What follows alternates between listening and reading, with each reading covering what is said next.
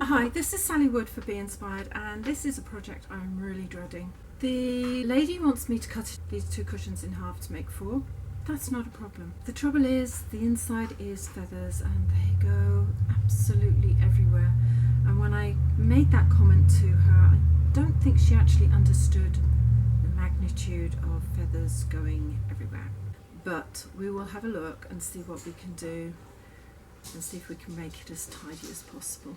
Now obviously take the cushions apart, but something I wanted to show you was this. Instead of having the zip right hard up against the piping, they've got a little bit of leeway here. They've also used an invisible zip. I don't tend to use those. I buy it as continual zipping. I'm just curious whether this is continual zipping actually. It might very well be. It's got a thing going across there. I've not seen it sold as continuous zipping, but there'd be no reason for it not to be. I think I'm going to be adopting this idea on some of my future projects. Not seen it before, impressed, thought I'd show you. Now the first thing I'm going to do is, having turned them inside out, is to unpick them so that I have flat surfaces to work with. It shouldn't take too long. Sometimes this takes a little minute to work out, by the way, and I don't want to ruin the fabric in any way, shape or form.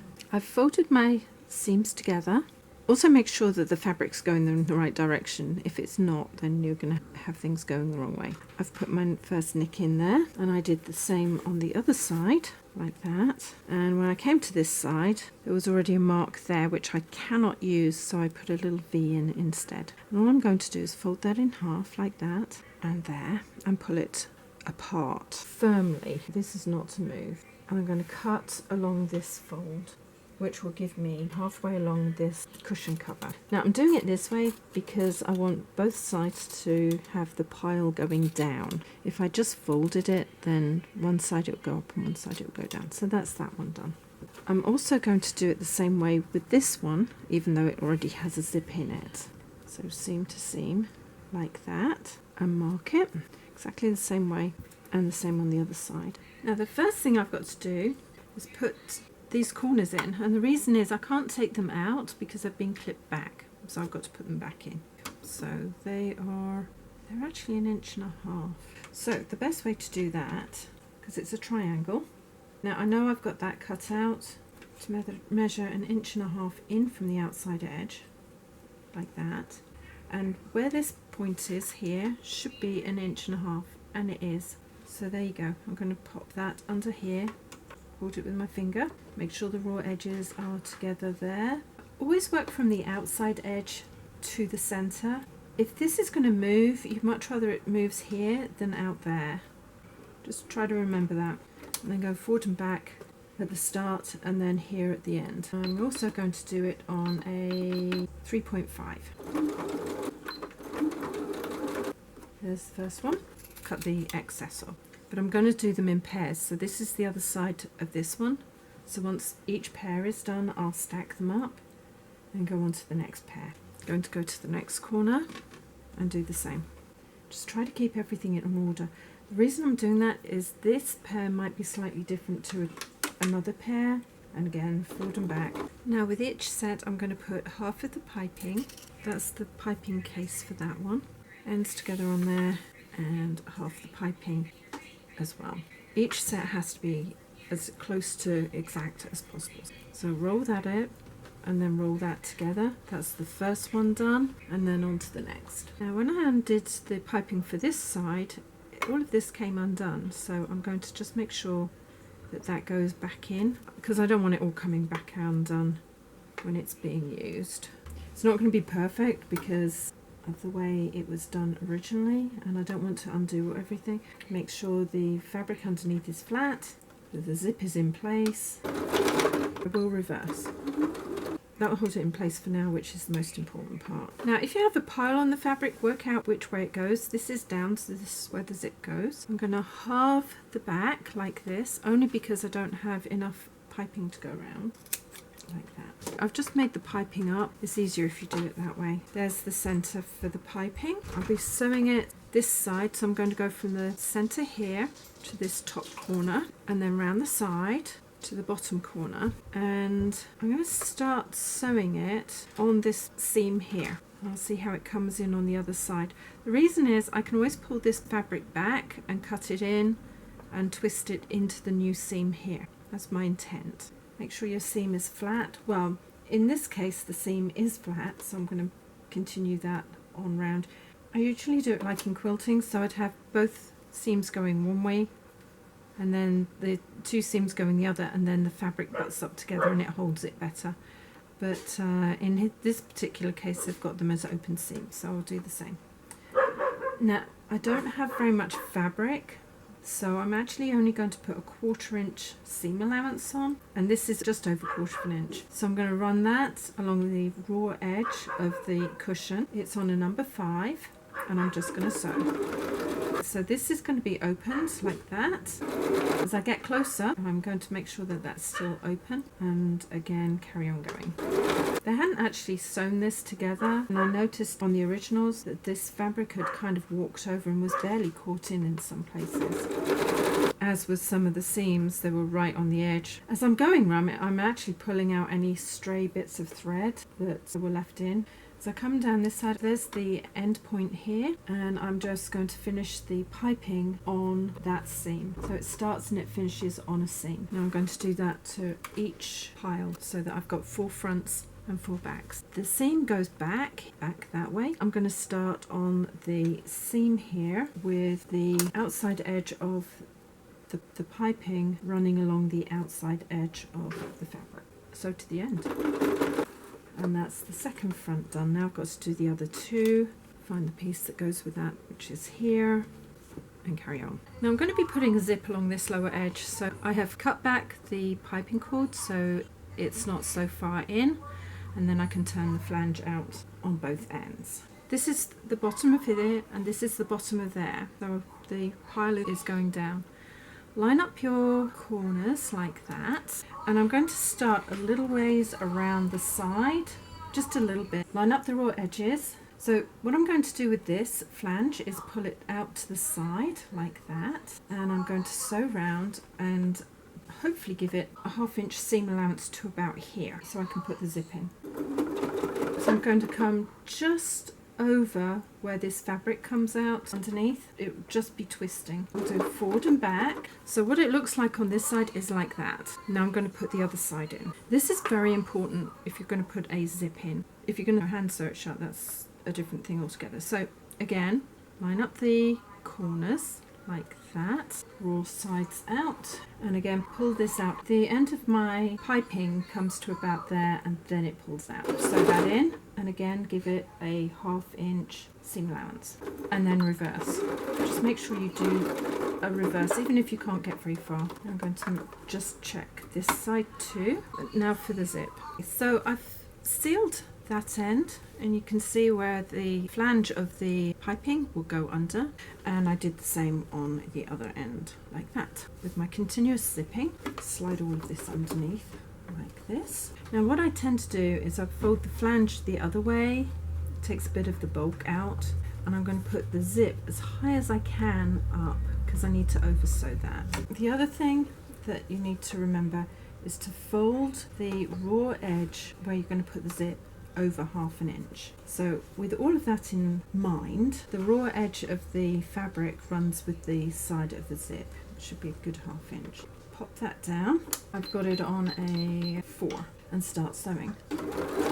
Just keep folding the fabric over and lining the raw edges up together until you get to the other end of the zip. The fold is actually on my zipper teeth, and again I'm just going to fold that fabric over the other way and fold that up into the corner here and carry on sewing until I've got past as far up as I can. Actually, here's my fingers. It's really close. The zipper teeth are closed on that side, and I shortened the continuous zipping. The top tooth is on this side, so I'm going to put the slider with hopefully the top tooth high enough that when this one catches it's in the right place. And it will either work or it won't work first time. There we go. Just double check the top tooth is the right side, and it is, which means when I put that down it runs evenly. If it was the other way up it would be slightly wonky here, either too loose on one side or the other. Alrighty, so that's that side done. Slide this back underneath the zipper foot, even up the sides like that, new folded side of 1/2 inch that way, and then slide that underneath as high as you can make it, so you might have to lift the foot to do so. Pop it down and then roll this out to 1/2 inch. Line up your raw fabric to the side of your zip like that. Twist the fabric up. Now if you twist the fabric up, it allows for this side of the fabric to pop down and not cause this to be pushed away. And then I'm going to start sewing this side into place too. Just ease your fabric along as you go. You see, as I pull it in, I just twist it up. And when you get almost to the end, just make sure that it's going in straight. Now as you get to the point where the zip is, usually I prefer to go down from the zip. I'm just going to put my needle down like that, pick the foot up and slide the slider across like that. Drop the foot, realign everything and sew. And keep realigning. That's the trick to this, just keep realigning until you get to the other end. Make sure that the flange is far enough across not to get caught into the opening of the zip. Sew it on up as far as you can go. Very well. And this is what it looks like on the underside. Almost matching there. The flange is in, sewn in to the other end, and this is well and truly hidden. Now what I'm going to do is I'm going to sew across the top here. I'm going to find out where the top of the zip is, which is around about here on this side. Feel it with your fingers through like that and line your foot up with where you're going to go. Now one of the things I've learned over the years is if you're cutting fabric off, don't throw everything away until after the job is finished. And sometimes I do still make that mistake. So this came off something earlier on this fabric. What I'm going to do is fold that over like that, pop it across the top of the zip like that, move the foot to the side of the zip so you're actually over the zip. All you're going to do is sew forward and back like that on both ends. The reason is if you've got a continuous zipping, you don't have a stop like you do on clothes zippers. So if somebody was to just pull the zip on down for any reason, it will just disappear off, and then you have an unhappy client because their zip no longer works. Do the same on this end too. The tab here actually helps reinforce the zip. There's fabric this side, stitches this side, and it will stop it just unraveling. Sometimes if you just over sew, is not enough. Match up your corners like that and sew those in first. Sometimes one side of the fabric might gape against the other, even though you think you've got them in evenly. Only needs a few stitches, and just make sure your raw edges are running together when you do it. And then on the other side too, match that up. There we are, there's that one, there's that one. Roll it in, match it up and sew. I do the matching up from the piping side down and work out if you've got a gaping side. That looks pretty even. If I was to do it that way, it might be too tight, so I'll probably do that from that side. And when I do it that way, that's a bit gapey, so I'll do that one from that side too. Each one has been different. Even though I cut them to be the same, it doesn't mean to say they aren't the same. So raw sides together. Now I actually have moved the needle over so it's closer to the piping. Cinches everything in, and I'm going to sew on round. When you come to the longer side, pinch in the middle, pull everything tight, make sure all your raw edges are together and sew. And although this is going to be a little bit tight, I'm going to pull that in here. Now with a continuous zip put in like this, all you have to do is put your finger in at the front where it's open like that and undo it. Do not do it from the back, and then just pop that through like that and everything should be sewn into place.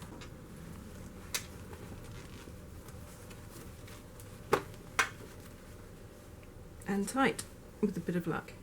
There we are, everything's in. Perfect. Before I start putting the other side on, I've taken the piping back about an inch on both ends because I can't take it all the way along. I didn't have enough. This side of the seam goes up and this one goes down, so I'm going to just pop that on there. It should, with a bit of luck, be about even. And I'm going to start sewing that into position. Try to straighten your seam out both sides of that stitch line. Keep the raw edges together. Now I'm not going to go very far on this, I'm just going to tag it into that corner. And I'm going to do that on all 4 corners. Okay, I've just done that so it can be pulled into a new position. I'm going to pop this back under here, like this. And I'm going to sew on round. Hopefully it will go in. Now as I get closer, I'm pulling that right to the edge as I go around this corner. I'm going to join my stitching from here to here and go over. Check that to make sure it looks okay. If it doesn't look okay, I'll undo it and straighten it out. No, I think it'll be okay. I'm just going to go the other way because I wasn't happy with the way those stitches lined up. So I'm just going to pull this stitch in line here. Put my hand in here and open the zip up, open it out. That's in line there. That's more or less in line, that's close enough. That one's in line and that one's in line. Thank you for joining me today. Sometimes you have cushions that maybe you don't use as much as you'd like to, and this is a good way of doing it. This is a nice little lumbar pillow which you can put at the back of your neck or under your feet if you wanted to raise them. Use them for whatever you want to. I hope that I've encouraged you to look around your house and maybe change the purpose of some of the pillows in your house. Maybe make a lumbar pillow. And it's a simple idea. So if you want to hear more from me, subscribe and hit the bell button. And in the meantime, take care. See you later. Ciao.